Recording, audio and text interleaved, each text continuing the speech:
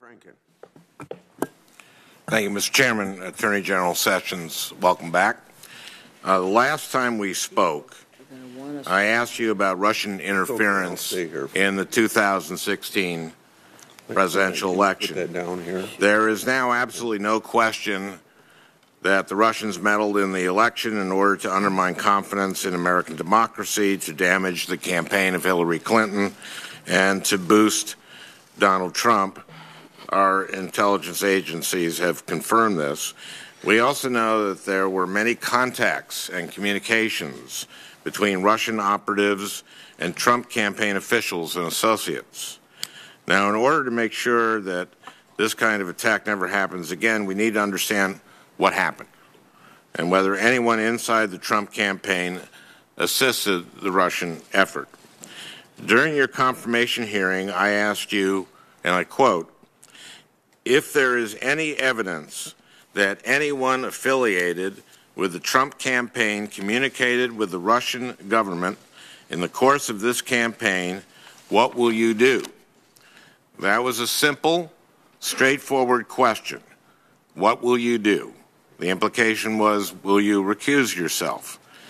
But rather than answer that question, you replied, quote, I have been called a surrogate at a time or two in that campaign, and I did not have communications with the Russians, close quote.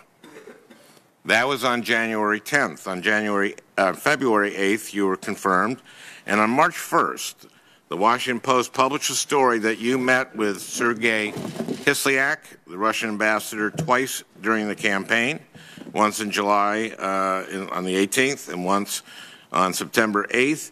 And it was later reported that you met with the Russian ambassador a third time at the Mayflower Hotel in April of 2016.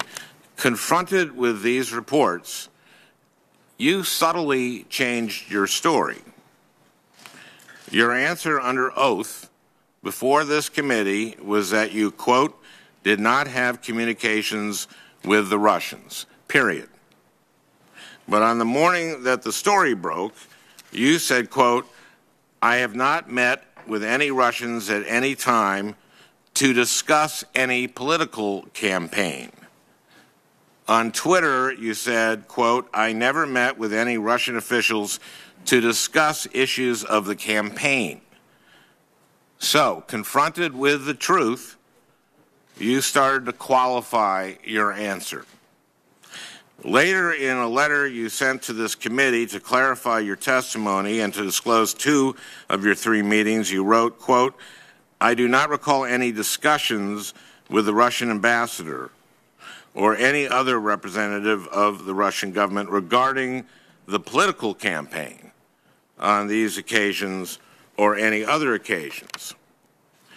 But this summer, the Washington Post reported that American intelligence agencies intercepted communications between the Russian ambassador and Moscow, in which he described 2 of his conversations with you.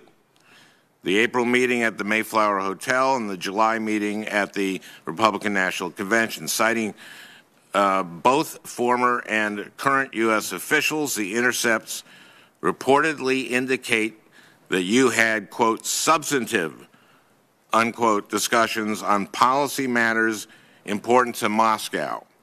According to officials familiar with Russian intelligence reports, the ambassador was well known for accurately relaying his interactions with U.S. officials back to the Kremlin.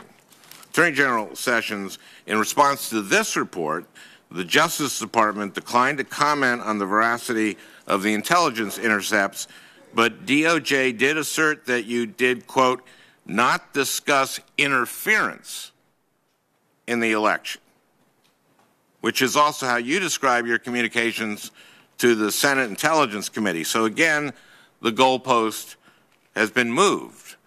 First it was, I did not have communications with Russians, which was not true. Then it was, I never met with any Russians to discuss any political campaign, which may or may not be true. Now it's, I did not discuss interference in the campaign, which further narrows your initial blanket denial about meeting with the Russians. Since you have qualified your denial to say that you did not, quote, discuss issues of the campaign with Russians, what, in your view, constitutes issues of the campaign? Well, let me just say this without hesitation, that I conducted no improper discussions with Russians at any time regarding a campaign or any other item facing this country. Okay, how do you know? I want to say that first. And that's been the suggestion that you've raised and others, that it was somehow we had conversations that were improper. May I suggest that... No. You had a long time, Senator Franken. I'd like to respond. Okay. I think I have a... Well, note that Senator Cruz went 2 minutes over, so I don't want... they're going to cut me off, and so I want to ask you some questions. No, I don't, Mr. Chairman, I don't have to sit in here and listen to his... You're the one who testified without having a chance to respond. Give me a break. Okay, thank you.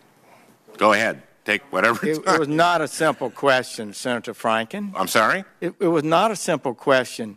The lead-in to your question was very, very troubling.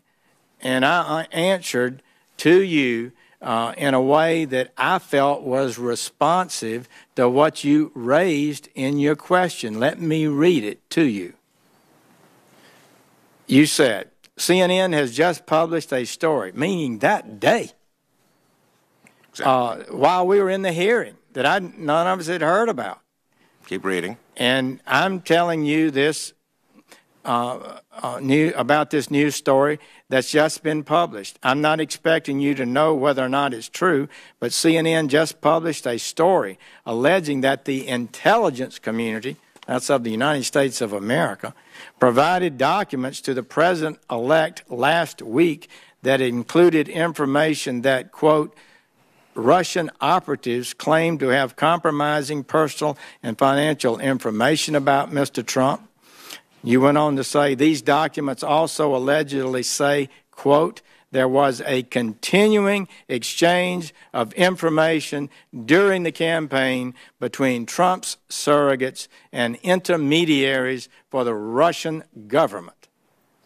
Now, again, I'm telling you this as it's coming out, so you know. But if it's true, it's obviously extremely serious. And if there's any evidence that anyone affiliated with the Trump campaign communicated with the Russian government in the course of this campaign, what will you do? So, taken aback by this dramatic statement that I'd never heard before and knew nothing about, I responded this way. Senator Franken, I'm not aware of those activities. I have been called a surrogate a time or two in this campaign, and I did not have communications with the Russians, and I'm unable to comment on it. I don't think that can fairly be interpreted as saying I never had conversations with any Russians. It was referring directly to the suggestion that there was a continuing exchange of information between Trump surrogates and intermediaries for the Russian government, which did not happen, at least not to my knowledge, and not with me. And that's why I responded the way I do. And I'm disappointed. Yes, you can say what you want to about the accuracy of it, but I think it was a good faith response to a dramatic event at the time. And I don't think it's fair for you to suggest otherwise. 3 minutes and then finish? He took more than 3 minutes. No, he didn't. Yeah. He took about 2.5. Well, go. No. How much do you want? I don't want to take a lot of time bargaining with you. Well, I didn't take as much time as Senator Franken took. Hey, let me just deal with Senator Franken. 3 more minutes, please. Okay. First of all, you said I did not have communications with the Russians. This was about ongoing communications. You had 3 communications with Kislyak. And now you can't recall, with answering Senator Leahy, you can't recall whether you discussed what you discussed with Kislyak. What I would say to you is, please. Okay, go ahead. You go make a lot of allegations, Senator. It's hard for me to respond to them in the time I've got. Can I have a little bit more time? Okay. You said today in response to Senator Leahy that you don't recall whether you talked about the campaign, whether you don't recall whether you talked about issues and Trump's views on issues with Russia. Those are very, very relevant to the campaign, whether a surrogate from the campaign is talking with the Russian ambassador about the candidate's views on Russian policy, especially at the Republican National Convention, at the Mayflower Hotel the day before Trump is going to give his maiden speech on foreign policy. That's very different. Not being able to recall what you discussed with him is very different than saying, I have not had communications with the Russians. The ambassador from Russia is Russian. And how your how your responses morphed from I did not have communications with the Russians to I did not discuss substantive I did not discuss any the political campaign, and then finally going to I did not discuss interference in the election. That to me is moving the goalpost every time, and we're starting off with an extra point, and by the end we're going to a 75-yard field goal. If it has to be us, saying I didn't discuss interfering with the election is your last statement. That's a very different bar than I can tell you I did not meet with any Russians. Relatively short answer. So he gets to do about 10 minutes improperly framing this subject, and I'm given a short chance to respond. Proceed, please. But then we're going to call on Senator First and foremost, Senator Franken, you and I have had a good relationship on this committee.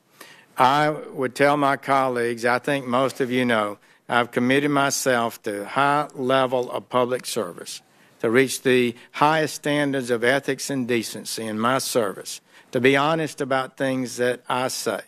And so you have now gone through this long talk that I believe is totally unfair to me.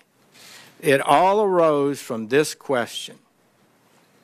When it was charged that these documents allegedly say, quote, there was a continuing exchange of information during the campaign between Trump's surrogates, as if all of them, Trump's surrogates, and intermediaries for the Russian government. Isn't that what you said? You're shaking your head. No, don't all Trump surrogates. It said Trump's surrogates. Didn't say some of.